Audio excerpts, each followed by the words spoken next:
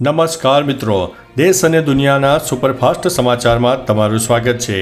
ટ્રમ્પના મંત્રીની ભારતને ધમકી। અમેરિકી રાષ્ટ્રપતિ ટ્રમ્પના મંત્રી હોવાર્ડ લુટનિકે ભારતને ચેતવણી આપતા કહ્યું છે કે જો ભારત અમેરિકા પરના ટેરિફ ઘટાડશે અને રશિયા પાસેથી તેલની ખરીદી બંધ કરશે તો જ વેપાર વાટાઘાટો શક્ય બનશે। લુટનિકે ભારતીય આયાત પર 50% ટેરિફ લગાવવાનો યોગ્ય ઠેરવતા કહ્યું છે કે આ ટેરિફ માટે ભારત પોતે જવાબદાર છે।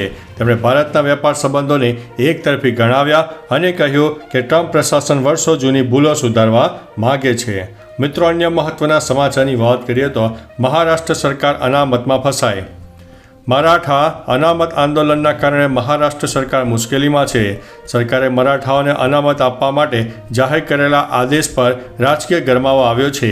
એક તરફ ઓબીસી, એસસી અને એસટી સમુદાયો આ આદેશોનો વિરોધ કરી રહ્યા છે, તો મુખ્યમંત્રી દેવેન્દ્ર ફડણવીસે સ્પષ્ટતા કરી છે કે આ આદેશ ઓબીસીના અધિકારોને અસર કરશે નહીં। શરદ પવારે સરકાર પર સમાજમાં વિભાજન પેદા કરવાનો આરોપ લગાવ્યો છે। મિત્રો, અન્ય મહત્વના સમાચારની વાત કરીએ તો આરોપી મનસુખ લાખાણીની ધરપકડ। અમદાવાદના બિલ્ડર હિમંત રૂડાણીની હત્યા કેસમાં મોટો ખુલાસો।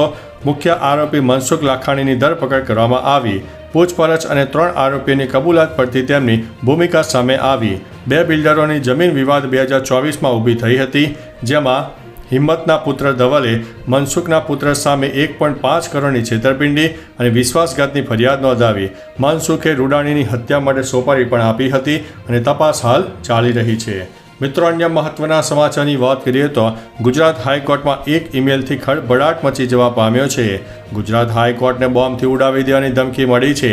અજાણી વ્યક્તિ દ્વારા મોકલવામાં આવેલા ઈમેલ હાઈકોર્ટના રજિસ્ટ્રારને મળ્યો, જેના પગલે સોલા પોલીસને જાણ કરવામાં આવી। પોલીસ હાઈકોર્ટ ઉપર પહોંચી અને તાત્કાલિક તપાસ શરૂ કરવામાં આવી। આ પ્રકારનો ધમકીભર્યો ઈમેલ 3 મહિનામાં 4થી વાર મળ્યો છે। હાઈકોર્ટની સુરક્ષા કડક કરી દેવામાં આવી છે અને પરિસરના ખૂણે ખૂણાની તપાસ કરવામાં આવી રહી છે। મિત્રો, અન્ય મહત્વના સમાચારની વાત કરીએ તો શાકભાજીના ભાવમાં 150% સુધીનો વધારો। નવસારીમાં છેલ્લા 25 દિવસમાં શાકભાજીના ભાવમાં નોંધપાત્ર વધારો થયો છે, જેનું કારણ નાસિક વિસ્તારમાં પડેલો ભારે વરસાદ છે। 20 ઓગસ્ટ સુધી ભાવ નિયંત્રણમાં હતા, પરંતુ ત્યારબાદ તેમાં ઉછાળો આવ્યો છે।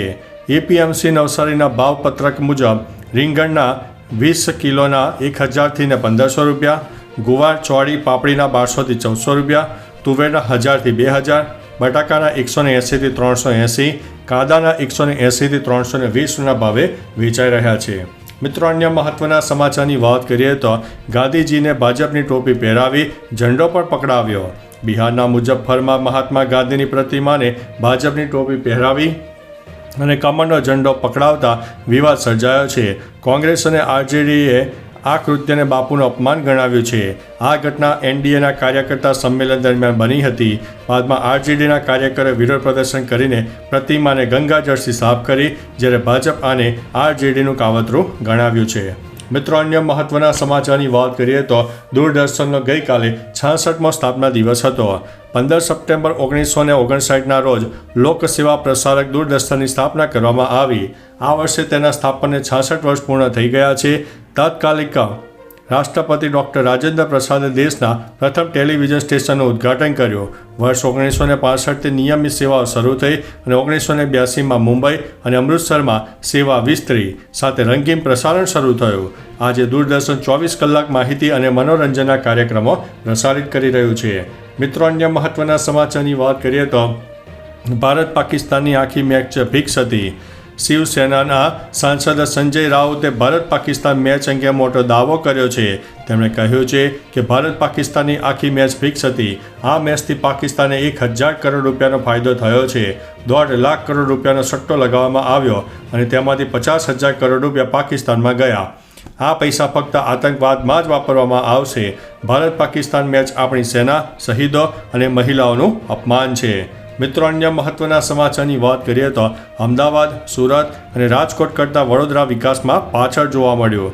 વડોદરા શહેર બીજેપી પ્રમુખ ડૉક્ટર જયપ્રકાશ સોનીએ તાજેતરમાં મોટું નિવેદન આપ્યું છે, જેમાં તેમણે કહ્યું છે કે અમદાવાદ, સુરત અને રાજકોટ જેવા મહાનગરોની તુલનામાં વડોદરા વિકાસમાં પાછળ રહી ગયું છે. આ કબૂલાત વડોદરાના ઝડપી વિકાસ માટે વધુ પ્રયાસોને જરૂરિયાત ઉપર ભાર મૂકે છે. અગાઉ વિપક્ષોએ આ વાત કરતા હતા, પરંતુ હવે શાસક પક્ષ નેતાઓ તે સ્વીકારી લીધું છે. મિત્રો, અન્ય મહત્વના સમાચારની વાત કરીએ તો હેડ કોન્સ્ટેબલ દારૂના નશામાં ઝડપાયો છે. વડોદરામાં દારૂબંધીના નિયમોનું ઉલ્લંઘન કરતો વધુ એક પોલીસકર્મી ઝડપાયો છે. ચાંપાનેર પોલીસ ચોકી પાસે ફરજ બજાવતો હેડ કોન્સ્ટેબલ સંજયસિંહ પ્રતાપસિંહ રાઠોડ દારૂના નશામાં લોકો સાથે ઝઘડો કરતો જોવા મળ્યો.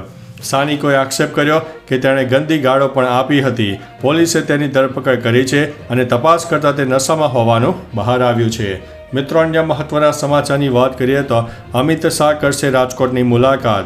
સપ્ટેમ્બર મહિનામાં કેન્દ્રીય ગૃહમંત્રી અમિત શાહ ત્રીજી વાર ગુજરાત પ્રવાસ કરશે. 22 સપ્ટેમ્બરના રોજ રેસકોર્સમાં આયોજિત રાજકોટ જિલ્લા બેંકની સામાન્ય સભામાં અમિત શાહ હાજરી આપશે. આ સાથે કેન્દ્રીય ગૃહમંત્રી અમિત શાહના વરદ હસ્તે સ્વર્ગવાસી વિઠ્ઠલ રાદડિયાની પ્રતિમાનું અનાવરણ પણ કરવામાં આવશે. તો ચાલો મિત્રો, ફરીથી દેશ અને દુનિયાના સુપરફાસ્ટ સમાચાર લઈને મળતા રહીશું. ત્યાં સુધી અમને રજા આપશો. નમસ્તે.